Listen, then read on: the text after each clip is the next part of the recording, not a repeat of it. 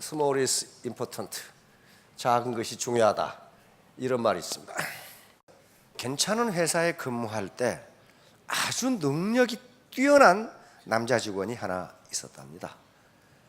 일 처리도 잘하고 학력도 괜찮고 타이핑 속도는 자기 2배고.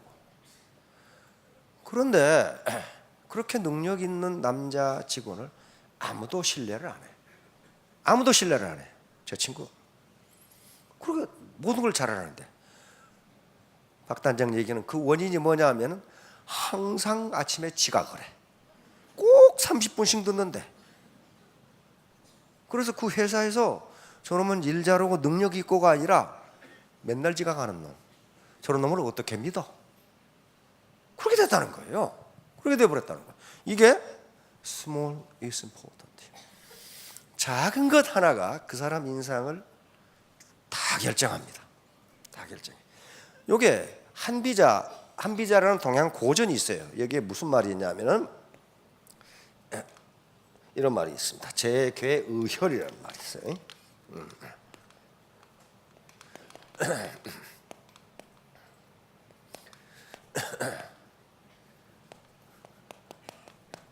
그러니까 이게 쟤는 이 제방입니다. 제방. 요 방죽 호수의 제방. 괴는 무너질 괴자입니다. 의는 개미 의자예요. 혈은 구멍 혈자니까 개미 구멍이 큰 제방을 무너뜨린다. 그래서 그 예를 쏙 한비자에 보면 드러났어요.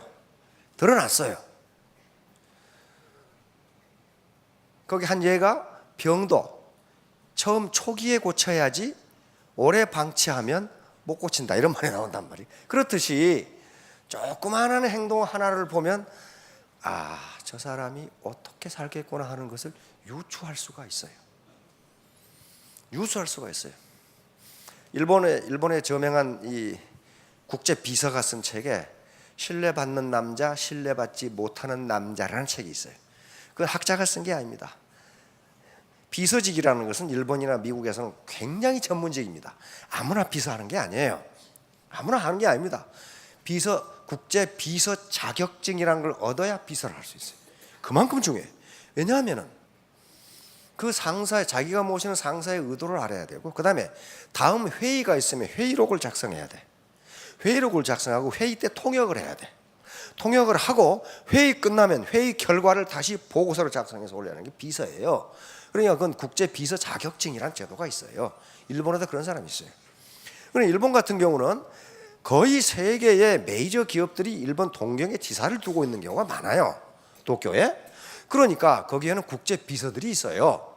그러면 미국에서 CEO가 오면은, 일본 CEO가 오면은 그 사람을 통역해서 영어로 얘기를 해야 되고 회의를 영어로 진행해야 되고 그것을 회의 끝나면 결과를 영어로 CEO한테 보고하는 일을 한단 말이에요.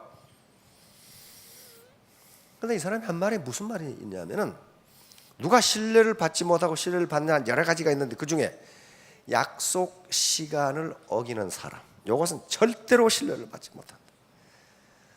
한 번은 자기가 모시는 CEO가, 일본 CEO가 저쪽 이 밑에 후쿠오카에서 회의가, 일본 회사하고 회의가 약속되어 있었는데 도쿄에서 비행기가 안 뜨는 바람에 그걸 못 간 거예요. 그럼 어때요? 자기가 잘못 온 것도 아니고 비행기가 안 가버린 거예요. 비행기가 지연돼 버린 거예요. 그런데 그건 자기 사정이고 상대방 입장에서 보면은 몇 시간을 낭비한 거예요. 지금 상대방 가서 기다리니까. 그렇죠? 그러니까 내 입장이 아니고 상대방 입장에서 보면 내가 나 때문에 상대방이 몇 시간을 낭비했다.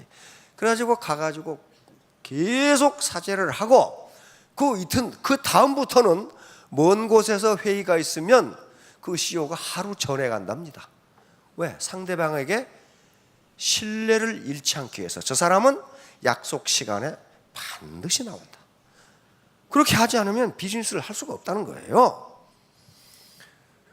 왜 이런 이야기를 제가 하느냐 하면요, 우리 아무것도 아닐 것 같은데 시간을 계속 어기는 사람이 있어요.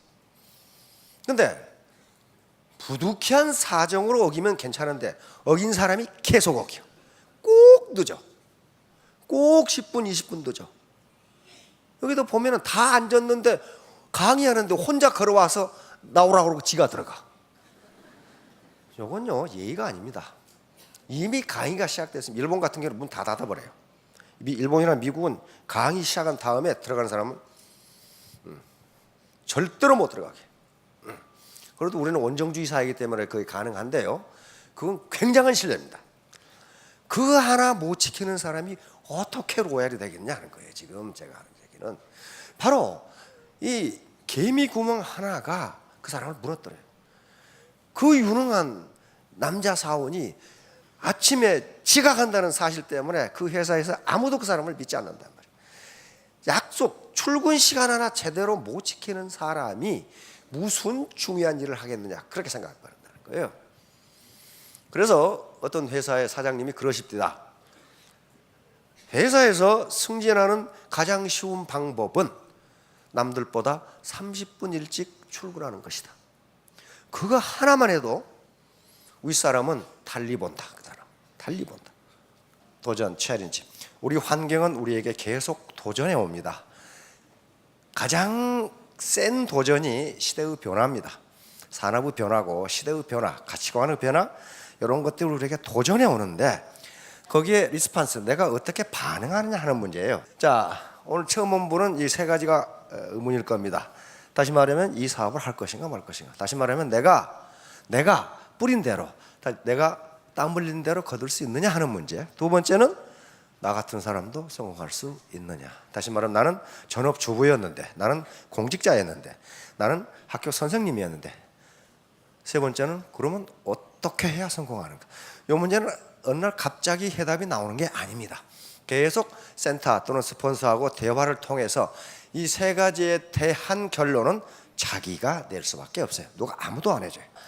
결론적으로 이야기하면 애터미 사업은 빅비즈니스입니다. 글로벌 빅비즈니스인데 한 달에 최고 5천만 원까지 벌 수 있어요. 지금 그런 사람이 있으니까 그건 실증적인 예가 나왔단 말이에요. 거의 한 100명 된단 말이에요. 그렇다면 이 빅비즈니스를 하는데 어떻게 해야 될 것이냐. 자, 바로 자기 암시 문제예요. 자기 암시.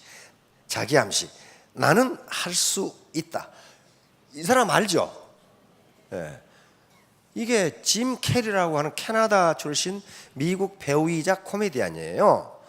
하루에 맥도날드 햄버거 하나 가지고 산 사람. 그리고 잘 데가 노숙자니까 잘 데가 없어서 폐차장에서 잠을 잤던 사람이에요. 폐차장에서. 그런데 항상 지갑에는 1,000만 불짜리 수표를 넣어 다녔어요. 1,000만 불짜리, 1,000만 달러짜리 지가 만들어가지고 지 지갑에다가 1,000만 달러짜리를 넣고 다녔어. 다시 말하면 나는 영화 한 번 출연에 개런티를 1,000만 불을 받겠다고 작정을 한 거예요. 결국 에이스 벤츄라 케이블 가이가 성공하면서 2천만 달러를 받았어요. 그러니까 한 번 출연에 200억을 받은 겁니다. 그런데 얼마 전에 우리 텔레비전 이 케이블 TV를 보니까 이 사람이 나왔어. 이 사람이 나와서 지금도 수첩에다 그걸 들고 다녀. 1,000만 불짜리 수표를 이게 보여주는데 너덜너덜해. 이걸 보여주더라고. 이게 내가 항상 가지고 다니는 1,000만 달러짜리 수표라 이거야. 그런데 이걸 내가 꼭 이렇게 되겠다고 각오를 하고 이게 넣고 다녔는데 지금도 넣고 다닌다. 그렇게 얘기를 해. 그러니까 이게 뭐예요? 자기 암시예요. 나는 반드시 한 번 출연에 100억을 받겠다. 근데 200억을 받았어. 여러분들 또 나는 5천댁이 될 만한 자격이 있다. 그렇게 생각하시라는 거예요. 그렇기 위해서는 세 가지 공부를 해야 돼. 바로 머리 공부, 마음 공부, 몸 공부예요. 머리 공부는 뭔가 알아야 돼요. 옛날 우리 속담에 어르신들 알아야 면장한다고 그러죠. 면장 시킨다고 아무나 하는 게 아닙니다. 그리고 호적이라도 만들 줄 알아야 면장이 되는 거 아니에요. 알아야 면장. 알아야 돼. 애터미 시스템에 대해서 알아야 돼. 무슨 지금 대학 가서 공부를 하는 게 아니에요. 도대체 이 네트워크 마케팅이라는 것이 어떤 시스템을 가지고 움직이는 데에 대해서는 알아야 될 거 아니에요. 근데 이 세 가지 공부, 몸 공부는 몸으로 뛰어야 된다는 겁니다. 이 책상에 앉아서 해가지고는 안 돼요. 가장 중요한 게 가운데 마음 공부예요. 마음이 정직하지 못하고, 지난 시간에 제가 소개했죠. 우리 이회수 작가님이 나쁜 놈이란 뭐라고 그랬어요? 나쁜 놈이란 나쁜 놈이다. 다른 사람은 생각도 안 해. 나만 생각해. 인문적 소양. 여기에 없으면요, 내 텀이 사업 아니라 제 텀이 사업을 해도 안 돼요. 무슨. 인문적 소양은 제가 생각하기에는 세 가지 요소가 있어요. 하나는 사람 그 자체에 대한 이해입니다. 사람 그 자체에 대한 인정, 사람 그 자체에 대한 인권의 인정. 이게 첫 번째예요. 모든 사람은 천부적인 하늘로부터 부여받은 인권이 있다. 이걸 인정해 줘야 돼. 그렇죠? 나만 잘 먹고 잘 살아야지, 내 파트너를 이용해서 내가 부자 돼야지. 요건 인문적 소양이 빵점이야, 출발부터. 그렇죠? 그런 사람 부자 못해요. 나쁜 인놈이거든. 나쁜 인놈. 두 번째는 사람과 사람 사이의 관계예요. 인간관계. 나 혼자 사는 게 아니잖아요. 나 혼자 살면 갓길로 달리고 길거리에 담배꽁초 버려도 상관은 없어요. 그렇죠? 근데 사람과 사람, 이게 지금 사회적, 인간은 사회적 동물이다, 아리스토텔레스. 그건 내가 이런 짓을 하면은 저 사람에게 무슨 피해가 돌아갈까 하는 걸 생각하는 게 두 번째 요소예요. 내가 새치기를 하면은 다른 사람이 어떤 피해를 보는가, 이게 두 번째 요소예요. 세 번째 요소는 사람 사는 세상에 대한 이해예요. 사람 사는 세상은 아리스토텔레스가 뭐라고 그랬어? 혼자 살 수 있는 인간은 신 아니면 야수다 그랬어요. 신 아니면 야수. 근데 인간이 신은 없으니까 그럼 야수다 그런 거예요. 우리가 사회를 이루고 산다는 것은 도덕적 의무를 지켜야 돼. 그렇죠? 요 세 가지를 못하면 이게 인문적 소양이 없는 사람, 무슨 역사를 한다, 철학을 한다, 그거하고 전혀 관계가 없어요. 그러니까 저것은 인간으로서의 기본 도리를 아는 거예요. 도전과 응전. 이건 아놀드 토인비의 역사 철학입니다. 문명사관이죠. 아놀드 토인비는 영국의 역사가인데, 역사를 한 국가나 한 민족 단위로 보지 않고 문명이라는 단위로 보았습니다. 그래서 바로 문명이 발전하고 융성하고 쇠퇴하는 것은, 그것은 도전과 응전이라고 봤어요. 항상 외부 환경은 우리에게 도전해 오는데, 이 도전을 이겨내면 그 문명은 발전하고 성장한다. 그 도전을 이겨내지 못하면 그 문명은 쇠락하고 망한다 그랬단 말이에요. 여기서 문명, 그러니까 야, 이건 뭐 추상적인 얘기 아닌가? 그렇지 않고 개인이나 기업이나 조직이나 국가도 반드시 외부 도전이 있습니다. 여기 지금 우리 국민들도 마찬가지예요. 지금 1960년대부터 경제개발이 62년부터 시작해서 죽어라고 앞만 보고 한 30년, 40년 일을 했는데 나중에 딱 퇴직하고 보니까 노후 자금이 없다, 이런 문제 직면했어요. 이게 시대가 나한테 지금 도전해 온 거예요. 이걸 어떻게 극복할 것이냐. 그러니까 개인 같은 경우도 시험에 낙방한다든가 승진에 탈락한다든가 아가씨가 고무신 거꾸로 신고 도망간다든가, 이게 많아요. 회사도 마찬가지예요. 판매 부진이라든가 시장 점유율 감소라든가, 그리고 결국 도산한다든가. 국가도 이런 재난이 많습니다. 가뭄이나 천재지변, 전쟁, 이런 게 많은데 이걸 어떻게 극복했냐는 거예요. 그래서 토인비는 에집트 문명의 예를 들었습니다. 나일강은 계속 범람하죠. 죽어라고 논 경계 만들어서 농사 지어 놓으면 홍수가 나면 싹 없어져 버려요. 황해강도 마찬가지고, 인더스 강도 마찬가지고, 유프라테스, 티그리스 강도 마찬가지였어요. 거기서 세계 4대 문명이 발생한 거란 말이에요. 도전을 이겨낸 응전의 결과예요. 외부 도전에 대한 응전은 누가 하느냐? 토인비는 그걸 창조적 소수, 크리에이티브 마이너리티라고 그랬어요. 아무나 하는 게 아니다.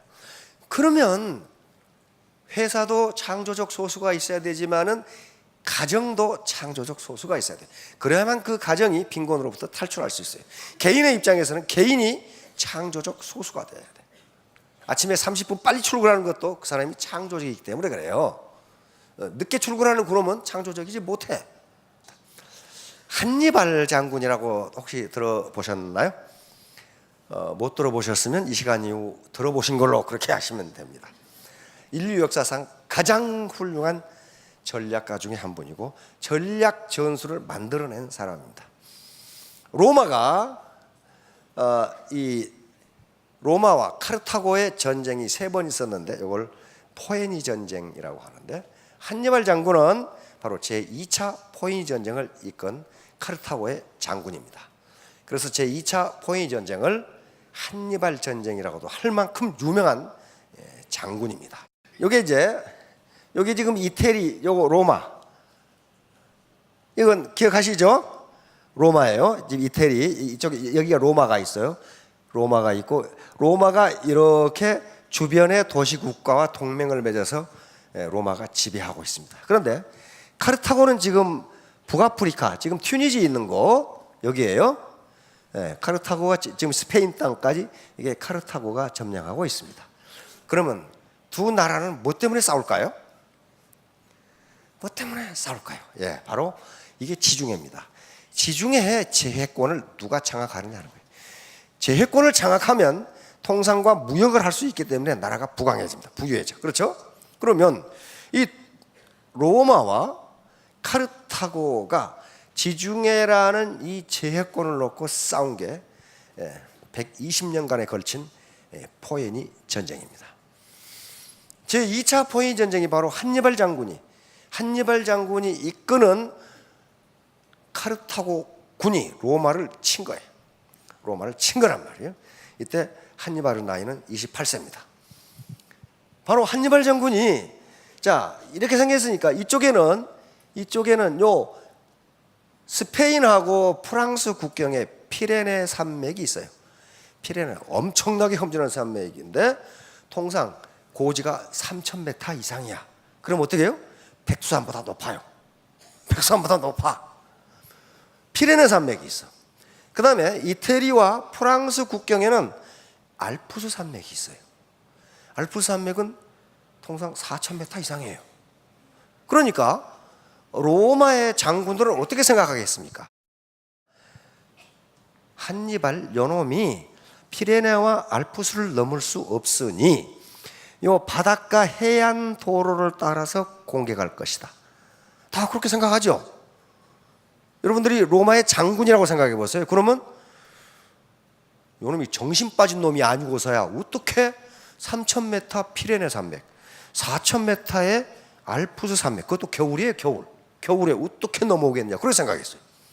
그래가지고 로마군은 요 해안가에다가 로마 군단을 배치했어.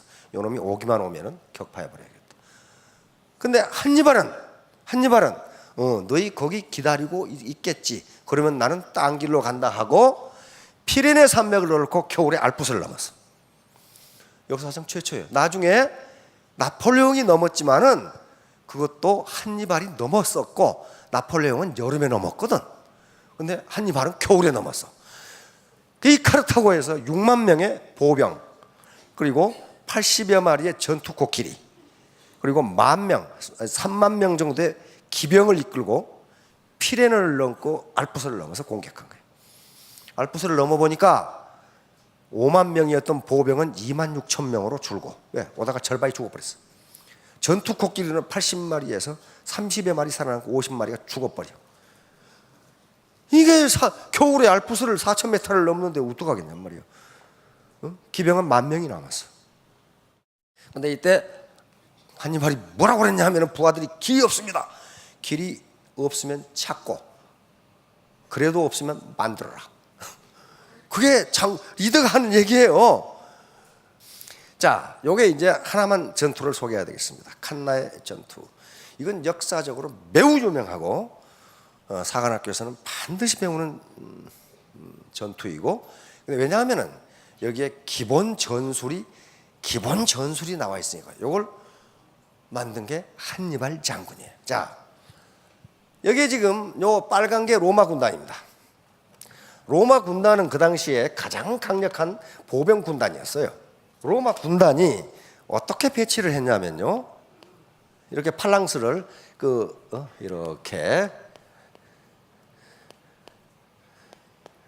이렇게 로마 군단을 배치를 했습니다. 여기에 또 이제 이렇게 있겠죠. 그래서 로마 군단은 이 앞에다가 경무장 보병을 배치하고, 여기다가 중무장, 경무장이고 중무장 보병을 배치해서 중앙 돌파를 해서 카르타고, 이때 로마 군단은 8만 명이고 카르타고군은 4만 명밖에 되질 않아. 4만 명, 절반이에요. 그런데 한니발 장군은 정면 승부해가지고는 로마 군단을 이길 수 없다는 걸 알아. 4만 명으로 어떻게 8만 명, 정예 로마 군단을 어떻게 이기겠어요? 그러니까 이 그림에서 보는 것 같이 활처럼 배치해서 여기다가 이렇게 오면서 모집한 용병들을, 요 용병들은 전투력이 강해요, 약해요? 약해. 오면서 그냥 모집했으니까 약해. 이렇게 배치하고, 여기다가 이렇게 이 알프스를 넘어온 정예 카르타고 군단을 이렇게 배치한 거예요. 이렇게 배치하고, 여기다가 기마병들을 배치한 거예요. 기마군단을 배치했어요. 여기다 기마군단을 이렇게 배치. 이쪽에 로마도 여기에 기마군단을 배치. 근데 로마는 보병 중심이기 때문에 기마전에는 약해. 말 타고 전투하는 게 하루 이틀에 되는 일이 아니에요. 말 타기도 어려운데 거기서 전투를 해야 돼. 그러니까 훈련이 필요해. 그런데 카르타고군은, 바로 한니발 장군은 정예 기마군단 10,000명을 가지고 있어. 로마군은 기마군단 7,000명을 가지고 있어. 그래서 자, 이제 진격하니까 어떻게 되겠어? 로마 군단이 밀어붙여. 왜? 중앙 돌파를 해서 카르타고를 절반으로 나눠버리면 어떻게 돼요? 각계격파해보면 끝나버리죠. 그러기 위해서 밀어붙여. 그러니까 요 앞에 배치한 요 기마병들은 카르타고군은 용병들이니까 로마 군단의 상대가 안 돼. 그렇죠? 안 되니까 계속 저항하지만은 이놈들은 계속 밀리겠죠. 이 시간 동안에 요 카르타고 기마병들이 요 로마 기마병을 격파해버려. 이쪽 카르타고 기마병들이 로마 기마병을 격파하는데, 요 기마병이 강했기 때문에 이쪽 기마병들은 일진일퇴를 거듭하고 있어. 그런데 이쪽 기마병이 굉장히 강해가지고 이걸 격파해버리고 이걸 이렇게 가서 격파해버려. 그러니까 어떻게 돼? 로마 기마병들은 걸음아 날살려라고 도망가 버려. 왜? 카르타고 기마병의 상대가 안 돼. 도망가 버려. 그러면 카르타고 기마병이 로마 기마병을 쫓아가는 게 아니고 이거 도망가 버리니까 요 카르타고 로마 군단을 뒤로 가서 포위해. 이렇게 뒤로 가서 포위해 버려. 그 다음에 요놈들은, 중앙에 약한 놈들은 뒤로 밀리죠. 예, 로마 군단은 정예병들이니까 밀리는데 요놈들이 강한 놈들이야. 알프스를 넘어온 최정예병들이야. 그러니까 이놈들은 안 밀고 나가. 이놈들은 양쪽 옆에서. 그러니까 어떻게 돼? 이렇게 돼. 이놈들이 밀어. 그러니까 이놈들은 밀리는데 요 기마병은 양쪽 가서 치고, 로마 기마병이 물러가니까 이 기마병들이 로마 군단의 뒤를 차단해버려. 그리고 요 카르타고 정예병들이 이렇게 해서 여기를 양쪽을 다 포위해버려. 이게 뭐예요? 포위 선멸전이에요. 역사상 최초의 포위 선멸전. 여기서 이 선멸전에서 로마 군단 8만 명 중에 6만 명이 전사를 합니다. 10,000명이 포로로 잡히고 카르타고는 고작 6천 명이 전사해요. 이렇게 뛰어난 전술을 여기서 구사한 거예요. 이 작전을 뭐라고 부르냐면, 그러니까 망치와 모루 작전이라 그래요. 저 대장간에 가면은 망치로 모루에 놓고 치잖아요. 그러면 아무리 강한 새도 어떻게 됩니까? 다 연마가 돼.